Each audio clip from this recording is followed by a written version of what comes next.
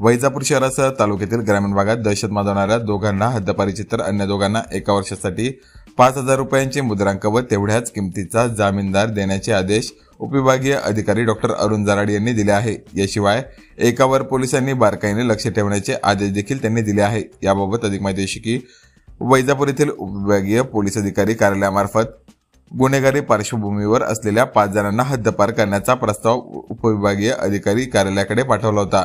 यातील समर्थ सुरेश मनोरे हा शहरातील दुर्गानगर परिसरातील रहिवासी असून त्याच्याविरुद्ध वैजापूर पोलीस ठाण्यात खुनाच्या गुन्ह्यासह जबरी चोरी, दंगा व अन्य कलमान्वये एकूण 4 गुन्हे दाखल आहे। सध्या तो जामिनावर तुरुंगाबाहेर आलेला असून त्याच्या वृत्तीत काहीही फरक पडलेला नाही, म्हणून त्याला 1 वर्षासाठी छत्रपती संभाजीनगर व अहमदनगर जिल्ह्यातून हद्दपार करण्याचे आदेश दिले आहेत। याशिवाय सादिक युसुफ शेख हा तालुक्यातील लाडगाव येथील रहिवासी आहे। त्याच्याविरुद्ध विरगाव पोलीस ठाण्यात अपहरण, पोस्को, बाललैंगिक अत्याचार, बलात्कारसह विविध कलमान्वये गुन्हा दाखल असून सध्या तो जामिनावर तुरुंगाबाहेर आहे। अन्य तिघांपैकी पोपट बाबूराव राऊत राहणार शिरसगाव व प्रवीण कारभारी त्रिभुवन राहणार चोर वागलगाव या दोघांकडून 5,000 बॉन्ड व तितक्याच किमतीचा जामीनदार घेण्याचे आदेश उपविभागीय अधिकारी यांनी दिले आहेत।